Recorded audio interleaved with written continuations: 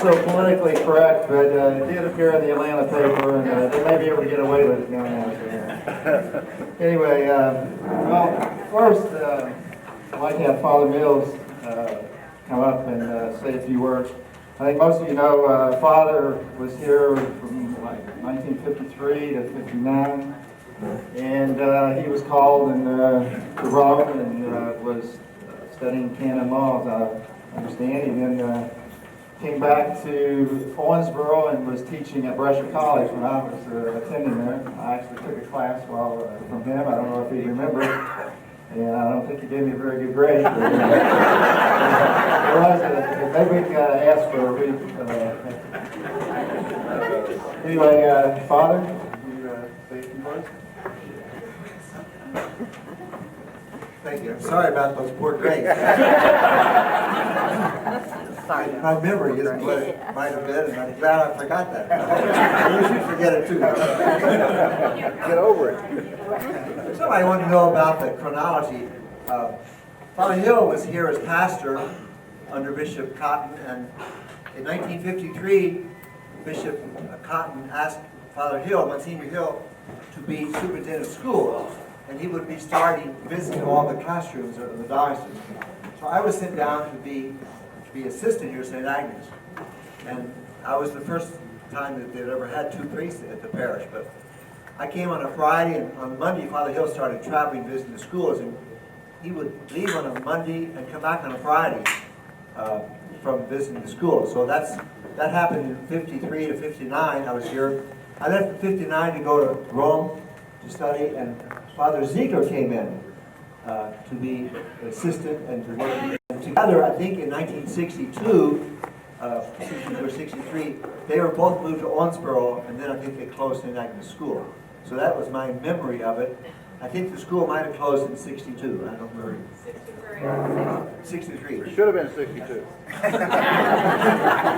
I left here in 59. And I was going to go overseas. I was going to take a ship, and I was going to meet Bishop Cotton in New York City, and he was going to be there a day after I got there. So a lawyer by the name of Joe Spalding. Any of you know Joe Spalding? Joe Spalding worked in New York for Shell Oil Company. He was an attorney. And he met me at my little hotel. He took me out to dinner. On the way, he opened his wallet and showed me a clipping that he'd gotten out of the Henderson paper, I guess. It was Dateline, Hanson, Kentucky. One student on the Hanson team by himself scored over 100 points. And that appeared in a New York newspaper. We are a famous community.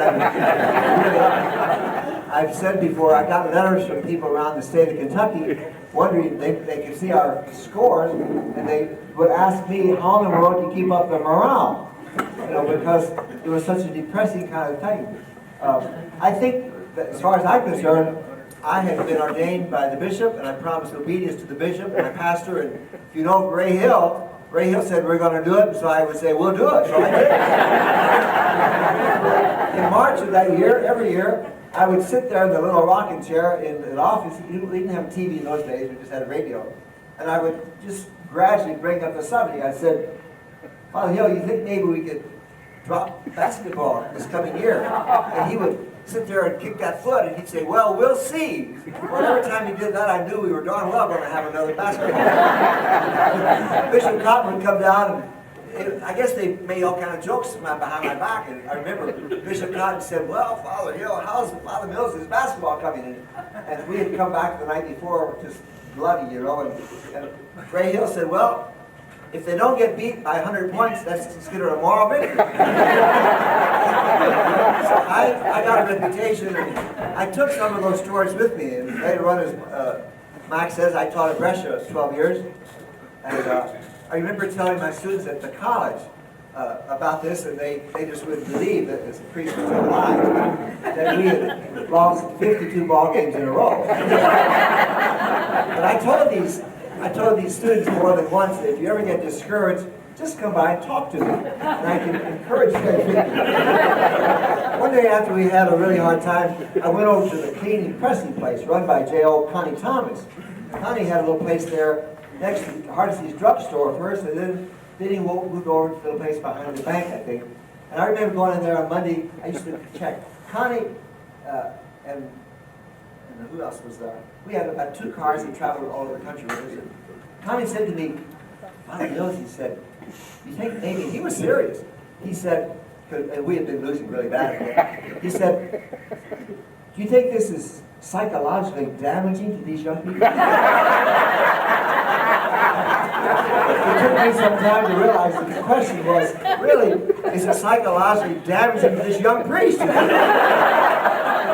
the guy that was crying in my beer, you know. I didn't drink beer those days. But I look back, I told that story. I know that priests, you know, young priests would come along. They think, boy, what a fool you were. They wouldn't do that today, but I didn't know any better. I was under obedience, and honestly, it was a great experience. We had some wonderful times together, and I could tell lots of stories about it. But I don't think it psychologically damages these kids. Honey, look at them. I think they're in great shape. I think they're in great shape.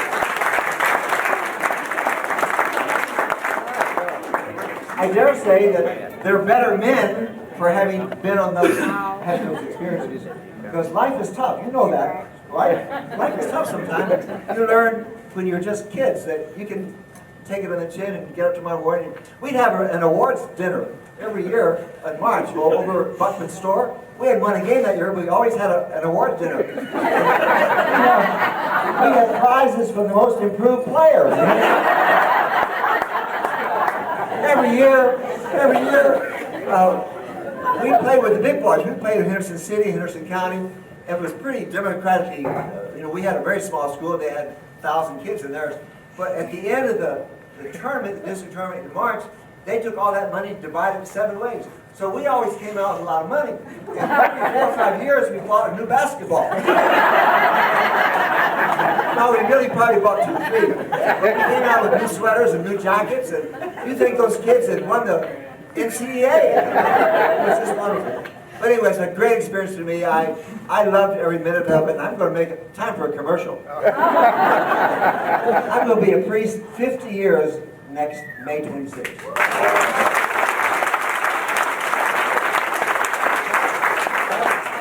That's applauding for God, because you can only do it by the grace of God. You people who are married, you know you can only do it by the grace of God.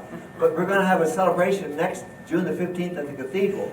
In case I don't get one to you personally, you're all invited, and I hope you really show up.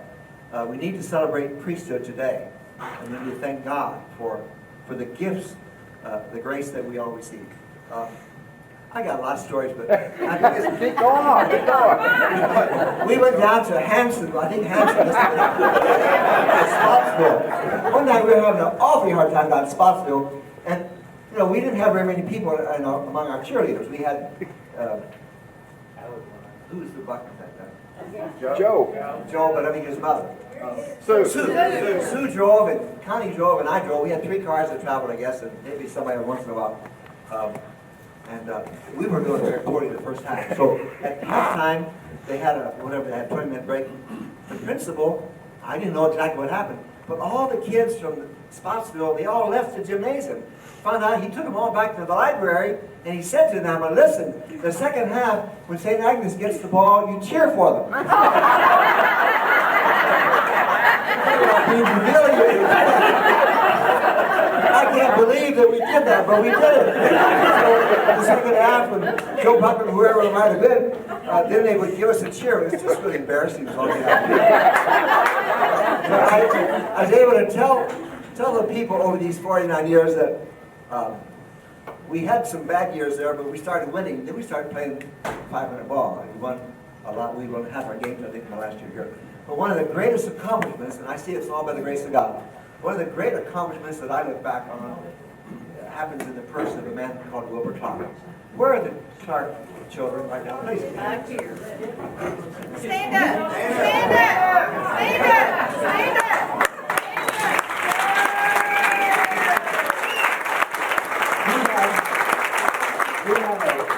We have a wonderful daddy. And when I first came on board, Suggs Ashby was our coach. Now, these people just walked in off the sidewalk and they started. I was not the coach. People would say you were. I said, no, I was never coach. I was athletic director. I took my orders to Ray Hill. Whatever Ray Hill wanted to do, I said, yes, Father. But Suggs Ashley was in a couple years, and then Wilbur came. Now, Wilbur's not Catholic, but Wilbur is just one of the, I'd say this to go over here. He's one of the finest men I ever met. And after a while, Wilbur said to me one night, maybe after we had lost really, really bad, and I thought, he'll never come back. But he came back and he said, I think I want to take instructions. And before I left, he took instructions and he was received in the Catholic Church before I left to go to Rome. And I thought over the years, maybe that's why all those crazy, depressing days, maybe that's why it all happened, to win the grace that that man needed to go in and join the church. I was always so proud of that, and many, many times I followed that man, you know. He's a wonderful guy. Thank you. We're going to have a celebration. Did I tell you that yet? Next year, June the 15th at the cathedral. And the pastor's not here, so I can tell you one more thing. That would count for your Sunday Mass.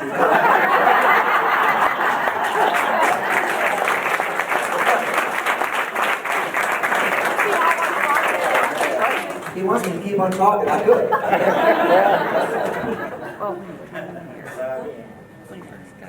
I don't know how many people know, but actually today is Father Mills' 75th birthday.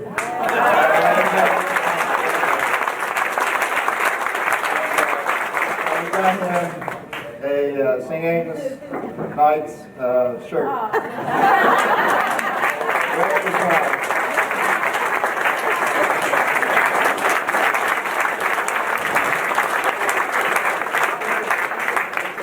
I'll wear this with pride. No,